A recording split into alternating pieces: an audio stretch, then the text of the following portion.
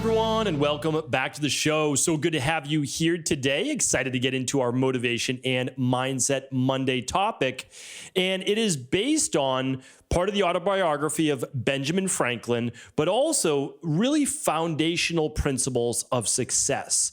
So Benjamin Franklin had something called the 5-hour rule. And if you've never heard about it before, I'd love to be able to explain it to you today. It holds true today, just like it did 100 plus years ago as well. So what I want to do is really break this down, but also bring it into the modern world. How can we use it now? Maybe how did it differ back then? And bring it into focus based on your individual needs. So the Motivation and Mindset Mondays are one of my favorite shows because it is individualized. So what I want to do is share with you foundational based universal laws, principles that have helped people be successful in every different walk of life imaginable, really since the history of time. And the nice thing about, Benjamin Franklin's time, we know that he was a prolific inventor, author, etc., is that's when we started to really refine a lot of these teachings. And he was one of those people. So some people like him, some people don't like him. I don't think that we need to pass judgment on the person themselves, but rather we can look at really how they lived their life in terms of a lot of these principles. And Benjamin Franklin is one of those people, at least through his autobiography and different biographies written about him, was that someone who tried to maximize life, who really tried to understand a lot of these foundational based principles and bring them to life in his own life, make as much as he could out of his own life. And I think he did do a lot in that specific direction. What I'd like to do is just always borrow from other people. So I talk all the time about different mentors that I've had. I have brilliant mentors in terms of health. My first, I met a great mentor. I wouldn't say that they were a mentor, but they opened my eyes to functional medicine and integrative health, holistic health, when I was around 19, 20 years old. And that's how I broke free of the conventional medicine model. And then I was able to then keep moving forward in that direction. Did I get well right away? No, I didn't get well right away. But this doctor showed me that there is another path to take. Before this doctor, I knew nothing about the HPA axis or the adrenals. I didn't know anything about food sensitivities. I didn't know anything about gut health. And they moved me. They opened my eyes in that direction. Of course, I met many practitioners since then. I read thousands and thousands of books, really before the age of 30. And at 27, I met my mentor. And then, as they say, the rest is history. I began to have a deeper understanding, not of all the different, thousands of books that I had read, because I had read the information, but Dr. Pete put it in a specific way where I was then better able to combine them all together. Because before that, I saw every form of medicine as individual. You did Ayurveda or nothing. You did traditional Chinese medicine or herbalism or nothing. You did, whatever it might be, Reiki or therapy or whatever it might be. Everything was separate. And what I learned is that we combine these things. And as we combine them, of course, that's what real traditional naturopathy or naturopathic doctor is all about. So that was an eye-opener. But I've also had great mentors in terms of developing all of these huge international organizations that we're running. And it's absolutely phenomenal that I'm able to be in this position. I'm very fortunate that, yes, I worked hard, but I've always kept my mind open. That's one of the biggest things about life that I found, is that you have to keep your mind open. So there's no doubt about it. I have very strong opinions. There's no doubt about that. I have very strong opinions, but they are able to be changed. That's the thing. So I have certain beliefs as to what I've seen be true in my life and for others. I've always been in a teaching type of practice. So, literally at 18 years old, I was working as a nutritionist and I was working as a personal trainer, really 50-50. A lot of people think that it was like more nutrition or more personal training. It was about half and half. I spent half my time teaching others about nutrition because I just did a crash course myself. Meaning like I had to learn as much as I could for my own body. Again, not working out without the other parts of functional medicine and integrative health, but I was spending a lot of my time doing that. I was working with people while I was in college and undergrad, and it was great. And it never stopped. I just always taught nutrition, exercise, and strength and conditioning, sports conditioning. You name it. And then, of course, got into integrative health, functional medicine, etc. So over that time, though, I've been able to come in contact with hundreds of thousands of people. And they all tell the same type of story. Is the story different? Yes, it's unique to their own life. But honestly, they all have the same wants and needs. They're just different for how they phrase them and how for their particular life. But I've worked with many billionaires, and they have their own issues, whether it be with health, or it might be with family, or it might be in any area. It's just usually not with finance, right? Because they're a billionaire. But you never know, because they sometimes have a lot more stress because they're pulled in a lot more direction because of their finance. And I've worked with people, I've worked with many people who not making a lot of income, and then they have the other side of it. They might have great family, great relationships, but they struggle to make ends meet financially. And so again, the struggles are all the same. They're just in part of those, 5 areas that I talk about, which is the health and relationships and the body transformation, spirituality. And there's always one more in there because I always mix them up, but I always go health, body, your overall finances, career, your relationships, your spirituality. So typically you can bucket them in one of those particular areas, and that's where we need to focus on. And so what I like to do is this. I say, listen, out of everything that I've seen, again, I have strong opinions because I've just worked with so many different people, but I'm always keep my mind open. And that's the thing. And I'm always learning, and I'm always reaching out for additional coaches like, hey, where can you help me in this area? Like, for example, I have an amazing COO of my company, Equal Life. I'm the founder of that company. I formulate all the different protocols because, of course, it's from what I did in Boston for many years. And then I put it online, and I just said, listen, I want to open source this for the world. I want anybody not to have to ask their doctor for a lab. And I want them to be able to do it right at home for them or their family. And I want anybody to be able to get the protocols that I use. And yes, people are going to copy me. And yes, they have. But I felt like the greater good was to get this out to people. I know that it works. So let's get it out there to people. So that's what we do. But in terms of the actual systems and functions and hiring, my chief operating officer is the one who makes that happen. They have the brilliance in that area. And again, that a great mentor in regards to that. And I'm able to lean on those people to say, at the end of the day, they're my decisions. But I say, what do you think is the best decision in this area? Or what am I missing? I say that quite a bit. What am I missing? What am I missing here? What's going on that I don't see that I feel this particular way? And it's a great way of looking at things. And the bottom line, though, is you have to know why you're in it in the first place. And that's a big part of Benjamin Franklin's work as well. It's like, what are you doing with your life? It's one of those big questions that we don't always like to ask because we don't always like where we are. But if we're afraid to ask the question, if we're afraid to set new goals for ourselves, it's because we don't actually believe that we can change our present moment. And when we don't believe that we can change our present so that our future won't be any different, it leads to, well, yes, a lot of complacency, but we form this shell around us. We become a little bit hardened. We become a little bit jaded. We get more jealous of people's success rather than being like, that's amazing, and then saying, hey, how did you do that? That's the great thing is like, if someone's achieving success in any area of their life, I'm all about like applauding them and just saying, how did you do that, right? So it's like body transformation or health or relationships or spirituality or career, whatever it might be, is like, hey, how did you make that happen? I'd love to hear the story about where you started and then how you got to this point. Because I'm sure it wasn't an easy path. Everyone always thinks like, oh, they're so lucky, this, that, and the other thing. The amount of work it takes to overcome anything is a ton, right? So a lot of people kind of say, well, they're already good in that area, so it kind of comes naturally to them. Okay, well, not every area of life it comes naturally, right? It took a lot of work for me to overcome my health issues.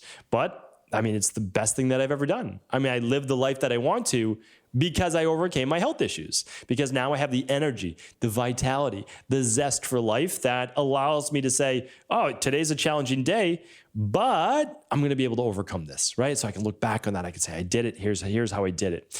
And so again, what I want for you is just to understand that the future can be different, okay? The future can be different, but it's based on our present moment actions. And our present moment actions are based on the feelings that we feel about the world and ourselves.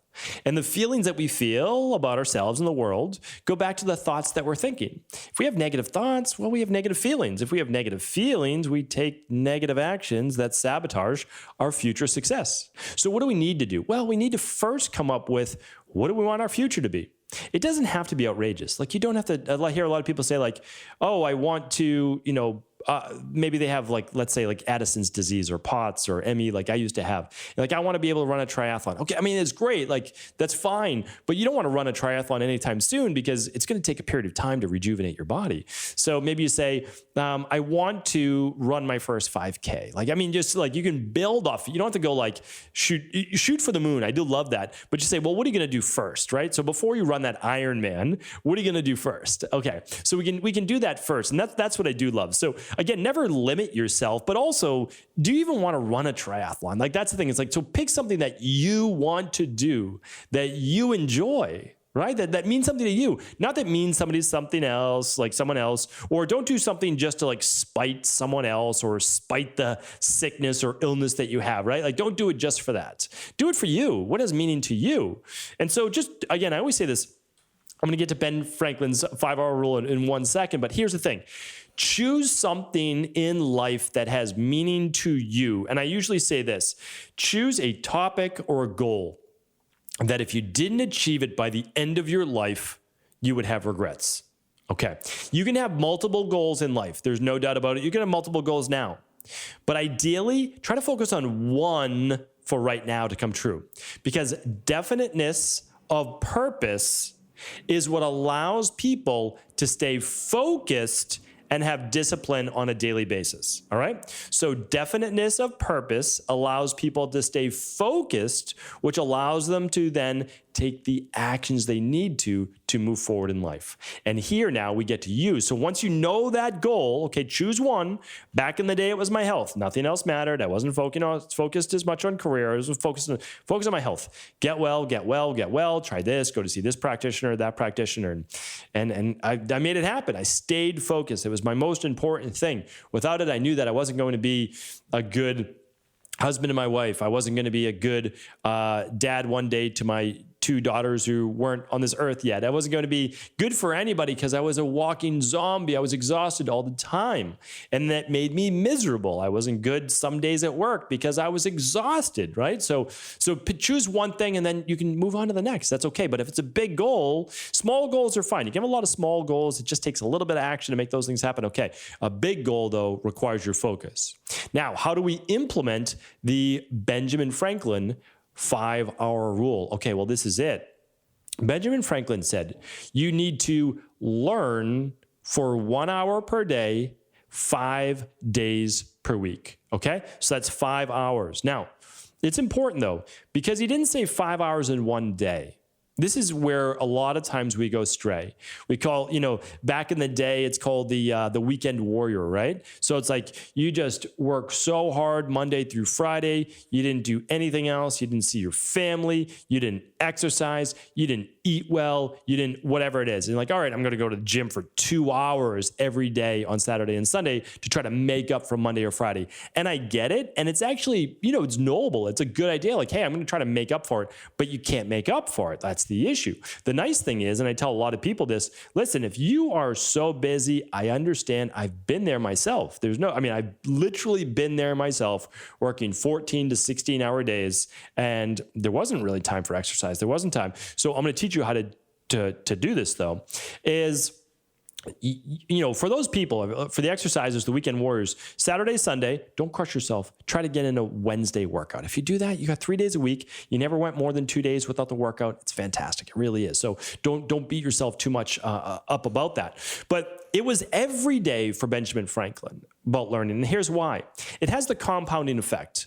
Because you create a discipline that you do daily for 1 hour, which is what I'm going to be talking about here today. If you only do it on one day for 5 hours, or you split over 2 days, you lose momentum. Momentum in life is one of the keys to success. Because yes, some people will be an overnight success. It's very, very rare. Usually it takes 10 years to be an overnight success of hard work every day. But really what you want is momentum. So you do a little bit today, but you don't crush yourself. And that allows you then to move into the next day. And that allows you then to move into the next day. And it's the compound effect. I did a book review on this. I did a podcast on this on a Monday, Motivation and Mindset Monday. But the compound effect is saying we do some today, we do some tomorrow, the next day, the next day, the next day. We just get 1% better, 1% better. And then you start to get compounding effects. Do you see anything for the first couple weeks or months? No, you oftentimes don't. But what you're doing is you are building momentum. You are creating small actions. Okay, greater actions, a little bit greater. And then it also becomes normalized. You need to normalize success. So let me give you a few examples of this. All right. There are many people out there looking to improve their health. Okay. They're looking to lose weight, get healthier. They're looking to get into a relationship. They're looking to improve their relationship. They're looking to improve their career. They're looking to improve their spirituality. There's no doubt about it that you could read for 1 hour a day, not online. Okay. We need to pick up books. I always have books all around me. I mean, literally, my desk is a mess right now. That's how I basically work. I clean it up at the end of the day. I've got my research papers. I've got books on my desk. I have everything, right there. But you need to read books. Okay. This is a book, right? Now, why do I say books? And again, Benjamin Franklin was big on books. And here's why. Because we read a lot of articles online and we jump to conclusions. But an article is 1,000 words, maybe 1,500. It takes you maybe 10 minutes to read. There are some more in-depth articles, but that's it. But either way, it doesn't equate to a 300-page book. And if we're not reading books, then we don't ever get depth. And if you don't get depth, you have surface knowledge, which is never going to lead to that much success, because you'll get surface level results. And they're usually quick fixes. Quick fixes are fine if that's all you're looking for. Listen, if you want to lose, 5 pounds in 2 days, there are ways to do it. You're just going to get it back. That's the issue, right? Because you're not actually rebalancing anything. You're not getting your body healthier. So what do we need to do? Well, we need to go deeper. Now, if you read for 1 hour a day, my typical recommendation was always 30 minutes. Excuse me. Was always 30 minutes a day. It's still 30 minutes a day. I'm going to talk about that just in another 2 minutes or so.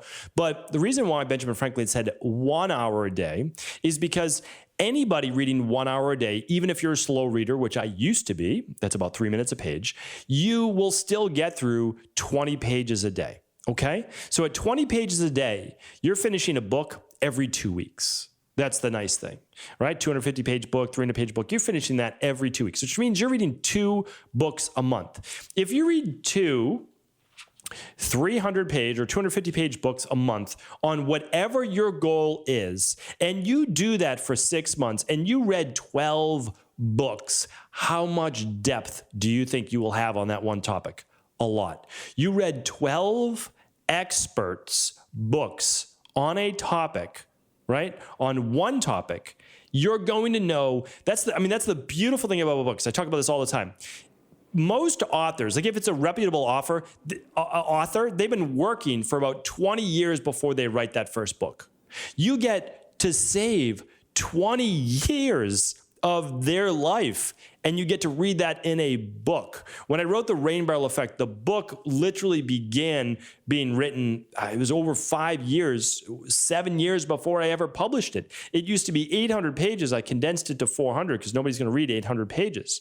You get 20 years of practice in there, right? So like that's the thing is like a lot of authors' books, they give you their best stuff, and you get to read all of that with depth, and then you get to make connections between all the different authors. They're like, well, if I read all of these books, these authors are essentially saying the same thing about this one topic in different ways. Do you think that that's the answer? The answer is yes. And then when you have the knowledge, you begin to implement. How long does the implementation take?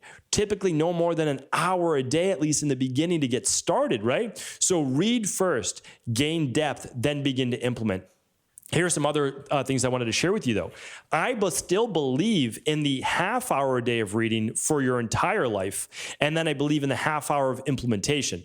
That is a magical morning. I really do believe that. So what I want to share with you is this. This is how I would do it. Read the books. You don't need to take action right away, because if you don't know how to achieve your goal right now, you're missing knowledge, right? You're missing the blueprint. You're missing knowledge. So what you really want to do is you want to read or study for your online courses or study for your online certifications. That's a form of reading. You're getting the online education, you're getting in-depth education, or go to class, whatever it is that you're doing. But I'm assuming you're kind of already graduated, and now you're looking to say, okay, I have this goal, I need to get depth. I don't want to go wide, I want to go deep on a topic. All right. So once you've read and I don't even think that you're going to need 12 books. I think you're going to need about 5 or 6. So you're going to read those books. It's going to take you no more than 3 months, right? 2 books a month times 3 months. You've got 3 months now done, 6 books under your belt, all on one topic.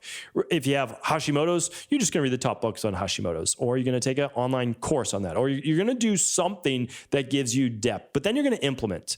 You're going to implement continue with your 30 minutes a day of reading, okay? Because it's a beautiful habit to carry with you. And then 30 minutes of implementation.